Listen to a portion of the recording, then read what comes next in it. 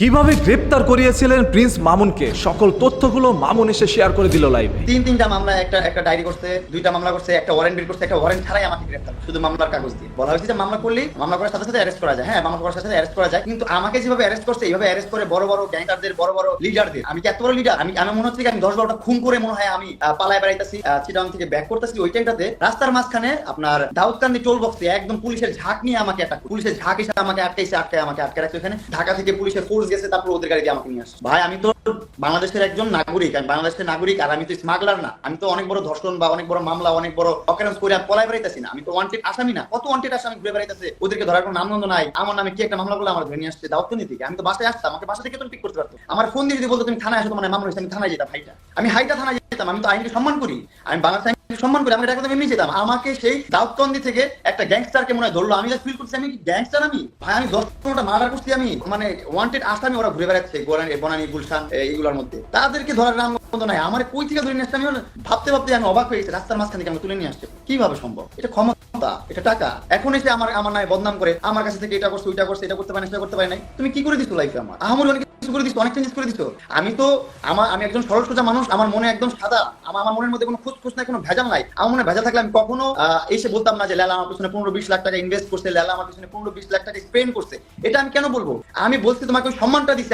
আমি মনে করছি না তুমি আমার পিছনে ব্যয় করছো, এটা তোমার প্রশংসা, তোমাকে দিতে হবে, ক্রেডিটটা তোমাকে দিতে হবে। তাই আমি তোমাকে ক্রেডিটটা দিছি। এই ক্রেডিটটা দেওয়ার পরও আমি ফেসে গেছি। এখন আমাকে বলে লুবি, আমি এটা দিয়ে চালাইছি, ওইটা দিছি, এটা দিছি, ওইটা দিছি। এখন আমি দিতাম, এখন পারে না, এটা করতে পারছি। কোনো ধরনের আমি ন্যায্য বিচার পাইতেছি না আমার মতো। আমি আমার মতন কি লাইফটা লিড করবো না? আমি মুভ অন করবো না? আমি আমার মতন ঘুরবো না? আমি আমার মতন লাইফটা লিড করতে পারবো না? আমি বন্ধু হয়ে গেলাম এক জায়গায়। মেয়ে মানুষ বলে, ওর ক্ষমতা আছে বলে ও যা মনে তা করতেছে। যখন আওয়ামী লীগ সরকার ছিল তখন হারুন ভাইয়ের সাথে দাঁড়ায় ছবি তুলে আপলোড করে ভিডিও করে একদম একাকার অবস্থা। এখন হারুন ভাই আওয়ামী লীগ চলে গেছে, এখন যে আবার সমন্বয়কদের সাথে দাঁড়ায় ছবি তুলে ভিডিও করে একাকার অবস্থা। এগুলো কি বুঝেন না আপনারা? ইভেন লেলা কিন্তু আমাকে লাইভে থ্রেট দিয়ে গেল যে যেহেতু তোমার অডিয়েন্স দেশের মানুষের উপর ছেড়ে দিচ্ছ, দেশের মানুষ দেখি কি করতে পারে, তুমি দেশের মানুষ নিয়ে করো পাল, দেশের মানুষ নিয়ে সলভ করো পাল। তো তার মানে ও আরো চেষ্টা করতেছে। আর চেষ্টা কি করবে? এখন হচ্ছে যে ও চাচ্ছে দর্শন মামলাটা সত্যতা আনবে, সত্যতা প্রমাণ করতে চাচ্ছে, কিন্তু সত্যতা তো প্রমাণ হবে না। কেন হবে? আমি তো দর্শন করি নাই। বাংলাদেশ আইন কি বুঝে নাই এগুলা? বাংলাদেশের আমরা যে জাজদের সামনে দাঁড়াইছি, যে মহামান্য আদালতে দাঁড়াইছি, ধর্ষণের মামলা দেয় কিভাবে? ভাই ধর্ষণ কি জিনিস ভাই? আমি নাকি ধর্ষণ? দা হেক ম্যান, আমি নাকি মার্ডারার? আমি নাকি অ্যাটেম্প টু মার্ডার করতে নাকি গলা টিপা দিচ্ছে, ওর উপর নাকি গাড়ি তুলে দিচ্ছি আমি? শিট ম্যান, কি বলবো ভাই, লাইফটা পুরো হেল করে দিচ্ছে আমারে। ও আমারে বলে মুভ অন করতে, আমি কিভাবে মুভ অন করবো গাইস? আমাকে মুভ অন করতে দিচ্ছে না। ও আমার নামে 3টা মামলা করে রাখছে, আমাকে মুভ অন করতে দিচ্ছে না। বাংলাদেশ আইনের কাছে আমার রিকোয়েস্ট, এটা অবশ্যই একটু দেখে আমাকে রিলিজ করুক ভাই। আমাকে যদি শাস্তি দিতে হয়, আমাকে একটা শাস্তি, ছোট একটা শাস্তি দিয়ে আমাকে বের করে দেন। আমি আমার ফ্যামিলি নিয়ে খেয়ে পড়ে বাকি। আমার ফ্যামিলির আমি মেরুদণ্ড, আমার ফ্যামিলির আমি সব। মামুনের বিরুদ্ধে ধর্ষণের অভিযোগ করে লাইলা, কারণ লাইলার সাথে দীর্ঘদিন মামুন কিন্তু থেকেছিল। আমরা জানি জোর জবরদস্তি করে কারোর সাথে সহবাস করলে সেটাকে ধর্ষণ হিসাবে আখ্যায়িত করা হয়, এবং ধর্ষণের মামলা কিন্তু আমাদের বাংলাদেশের মধ্যে মৃত্যুদণ্ড ছিল ভাই এতদিন। এখন জানি না আইন পরিবর্তন হয়ে অন্য কিছু আসছে কিনা। এখন প্রিন্স মামুন যদি আসলে লাইলার সাথে এরকম কোনো কাজ করে থাকে, তাহলে অবশ্যই তার মৃত্যুদণ্ড হওয়া উচিত। তবে একজন মানুষের সাথে দীর্ঘ 2-3 বছর একসাথে ছিলেন, ঘোরাঘুরি করছেন, একসাথে ভিডিও করছেন, দুইজনেই ভাইরাল হয়েছেন, এখন এসে মামুনের বিরুদ্ধে আপনি মামলা দিয়ে দিচ্ছেন আপনার সাথে নাকি মামুন এই ধরনের কাজগুলো করছে। ভাই এইগুলো কি মানা যায়? মানে সাধারণত সেন্স থেকেই তো এগুলো মানা যায় না। এবং আপনি যে একটা অভিযোগ করলেন সেটা কিভাবে হইলো? আপনি একজন মানুষের সাথে যদি এইভাবে ইচ্ছাকৃতভাবে থাকেন এবং জোর জবরদস্তি করে মামুনকে আপনি ধরে রাখছেন, আমরা অনেক ভিডিওর মাধ্যমে দেখতে পাচ্ছি মামুন আপনাকে ছেড়ে চলে যেতে চাইছে, তবে আপনি মামুনকে ধরে রাখছেন, মামুনের সাথে সংসার করতে চাইছেন। আজকে সেই ছেলেটিকে ফাঁসায় দিচ্ছেন। এখন দুইজনেই কিন্তু অশান্তিতে আসছেন, কারণ লাইলা প্রিন্স মামুনকে ভালোবাসে, অন্যদিকে মামুনও তার সাথে থাকতে চায় না ভাই। এর পরবর্তীতে প্রিন্স মামুন কিন্তু আবারও পুনরায় লাইভে চলে আসছে, এসে আরো কিছু তথ্যগুলো আপনাদের সামনে দিয়েছে, যে সকল তথ্যগুলো শুনলে আপনাদের চোখ কপাল উঠে। অনেক ছাড় দিচ্ছি, আর ছাড় দেওয়া যাবে না।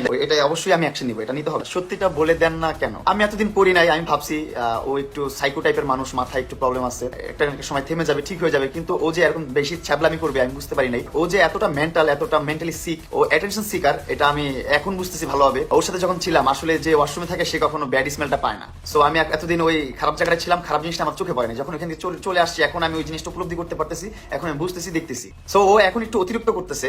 আপনাদেরকে একটা ক্লিয়ার করি, ও যেহেতু আমাকে জেল খাটাইছে কি মামলায় খাটাইছে? যে বিয়ের ধর্ষণ করেছি আমি নাকি ওরে ধর্ষণ করছি, বিয়ে না করে ওর সাথে ধর্ষণ করছি, এই জন্য আমার বিরুদ্ধে মামলা হয়েছে। তারপর যে কাজই করছে ওর বিরুদ্ধে আমি এনি টাইম অ্যাকশন নিতে পারি। এগুলো হচ্ছে ফেক। কাবিননামাটা একদম ফেক, পুরো ফেক একটা কাবিননামা। ওরা নিয়ে আসছে কই থেকে আল্লাহই জানে। এটা অবশ্যই আমি অ্যাকশন নিব, এটা নিতে হবে। আইনের গতিতে চলবে, আইন যেভাবে বুঝবে।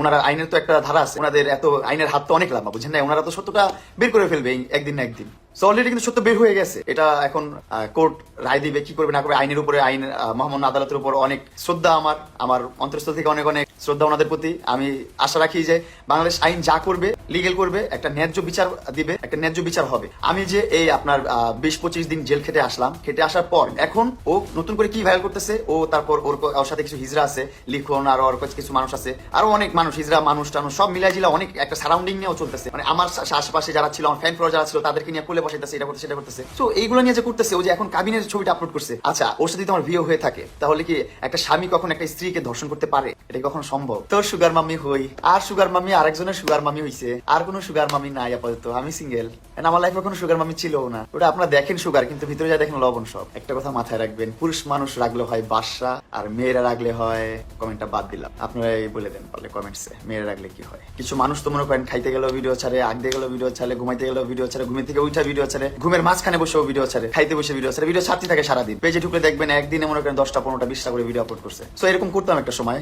এখন আর আপলোড করি না ওইরকম ভাবে। আমরা অনেক পুরান খেলোয়াড়, আমরা নতুন খেলোয়াড় না। ওদের জবাব খুব শীঘ্রই দেওয়া হবে, ওদেরকে হাতে না ভাতে মারবো, খুব সুন দেখাবো কোনো কিছু। মানুষকে খুন করা লাগে না, মানুষকে মুখের ছুরি দিয়ে আঘাত করা যায়, যেটা আমাকে করতেছে। পুরান গল্প করে কি লাভ, নতুন গল্প করে মুভ অন করো, তুমি মুভ অন করো। পুরান গল্প করে কি লাভ, মামুনের নাম বেচার কথা ছিল, মামুনের ভিডিও আর কত আপলোড করবা? আমি বাদ দাও, মামুনের ভিডিও আপলোড করা বাদ দাও, আর করে না মামুনের ভিডিও আপলোড। 1000টা মানুষ নিয়ে আসলো, প্রিন্স মামুনকে তারা করতে পারবো না। প্রিন্স মামুন ওয়ান পিস এই বাংলাদেশে। ছ্যাবলামি করা বন্ধ করেন, এই যে ফেক একটা কাবিননামা বের করছেন, এটাও বন্ধ করেন। একবারে বুঝাই দেবো কিন্তু সবকিছু ভালোভাবে, অ্যাকশন নেবো কিন্তু। অনেক ছাড় দিচ্ছি, আর ছাড় দেওয়া যাবে না কিন্তু। আপনি আমার বিরুদ্ধে ধর্ষণ মামলা করবেন, আবার অনলাইনে এসে বলবেন যে আমাকে বিয়ে করছে, আবার আরেক জায়গায় যা মামলা দিবেন যে আমাকে ভরণ পোষণ দেয় না। আপনি কি বাংলাদেশ আইনটা আপনার হাতের মোয়া, যা মন চাইবে তাই করবেন? আর একটা ছবি আছে তো আমার কাছে, ও যে আবার ভাটারা থানায় মামলা করছিল যে আমাকে ভরণ পোষণ দেয় না, মামুন চলে গেছে আমাকে ছেড়ে, এগুলো মামলা করছে। তারপর আবার মামলা করছে কি ধর্ষণ মামলা, আবার এখন অনলাইনে পাবলিশ করতেছে ওর সাথে আমার বিয়ে হয়েছে, কাবিননামা। বিয়ে হইলে আবার ধর্ষণ হয় কি হবে? হ্যাঁ, আজব তো। মানে যেভাবে ইচ্ছা করছে সেভাবে ইউজ করতেছে বাংলাদেশ আইন। কেউ বাংলাদেশ আইন কি এত সোজা? আমি বুঝতেছি না তো, আমি তো বুঝি না এইসব, আমি তো ছোট মানুষ, আমি বুঝি না, আমি কিভাবে বুঝবো এইসব? আমি তো আর এই ব্যাকগ্রাউন্ডের না। ওরা তো মনে করেন মামলার সামনে নিয়ে মনে করেন অনেক অভিজ্ঞতা হয়ে গেছে, 2-3টা ডিভোর্স হয়ে গেছে, অনেক অভিজ্ঞতা হয়ে গেছে লাইফে। আমার তো এত অভিজ্ঞতা হয় নাই। এত চাবাজি করো কেন অনলাইনে এসে? মানুষের কাছে এত গিবত ছড়াও কেন আমার নামে? আমার নেগেটিভনেস নিতে চাও কেন সবাইকে? এত নির্লজ্জ কেন তুমি? আমাকে নিয়ে কথা বলার সাথে লাভ নাই, ভিউ পাও না নাকি? আল্লাহ আল্লাহ, আমি তো কন্টেন্টই করি না। আবলামি না, ছ্যাবলামি করে।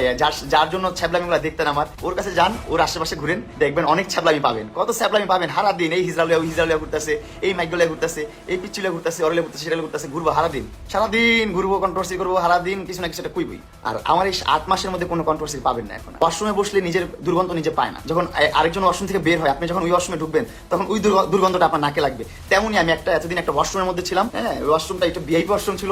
ভিআইপি ওয়াশরুমে এতদিন আমাদের গন্ধটা আমরা বুঝি নাই, যে ও গন্ধটা বের করতে, গন্ধটা ছড়াইতে, গন্ধটা বুঝতাম না। বাইরে বলতো, আমরা বুঝতাম যে এই আমাদের গন্ধ, ওদের গন্ধ নাই, হ্যান তেন করছে। কিন্তু এখন বুঝতেছি না, বাইরে থেকে ওই হচ্ছে। আবার হাসি খুশি থাকতে হয় না। মানুষের পোস্ট দেখলে, মানুষের ভিডিও দেখলে অনলাইনে, মানে গাটা জ্বলে, কিরকির করে গাটা, ইচ্ছে করে পিটাই দিরা।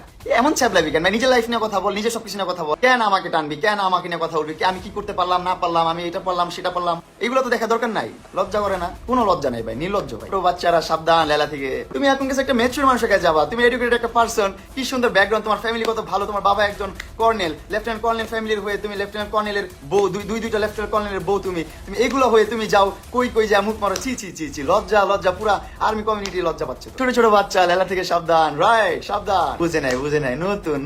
প্রিন্স মামুনের এই সকল কথাগুলো শুনে আপনাদের কাছে কি মনে হয়, আপনি একটু কমেন্ট করে জানান। ভাই আমি জানি আমার চাইতে অনেক বুদ্ধিমান লোকের আছেন যারা এই ভিডিওগুলো দেখছেন, আপনাদের কাছে কি মনে হয় একজন লায়লা কি করতে পারে একজন মামুনকে, একজন মামুন কি করতে পারে একজন লায়লা? সেই ম্যাচটা হয়তো পরবর্তীতে আপনাদের সামনে মামুন উন্মোচন করে দিতে পারে, কারণ ইতিমধ্যেই ব্লু ফেরি লায়লার যে সকল ভিডিওগুলো আপলোড করা হয়েছে, সেই ভিডিওগুলোই আসলে সামাজিক যোগাযোগ মাধ্যমে মেনে নেওয়া যায় না, এটা অসামাজিক ভিডিও হয়ে গেছে। আপনারা একসাথে দীর্ঘদিন ছিলেন, একসাথে সংসার করেছেন, আপনাদের জন্য কিন্তু আর কেউ দোয়া করুক না করুক, আমি করছি ভিডিওর মাধ্যমে বলেছিলাম যে প্রিন্স মামুন লায়লা যেহেতু সংসার করছে, একে অপরকে ভালোবাসা, তাহলে ওইখানে কিন্তু বয়সটা ভাই মেটার করেন। ওই যে মায়ের খাওয়ার যেরকম কোনো বয়স নাই, শিক্ষারও যেরকম কোনো বয়স নাই, ভালোবাসারও কখনই কোনো বয়স হইতে পারে না। তো লায়লা প্রিন্স মামুনের সাথে সংসার করুক, সুখে শান্তিতে থাকুক। তবে হঠাৎ করে আপনাদের বিচ্ছেদ দেখতে দেখতে ভাই মানুষ কিন্তু অতিষ্ঠ হয়ে গেছে। এখন আপনাদেরকে কেউ অনলাইনের মধ্যে সহ্য করে নিতে পারছে না। এই যে নিজেকে এইভাবে কেন উপস্থাপনা করলেন আপনারা অনলাইনে? সর্বশেষ আমার কথা একটাই ভাই, আর কোনো মতামত নেই আমার। আপনাদের কাছে এই বিষয়গুলো কি মনে হয়, আপনারাই সেটা একটু কমেন্ট করে জানাবেন, দেখতে চাই সবার মূল্যবান মতামত। তবে আমার কাছে ব্যক্তিগতভাবে মনে হচ্ছে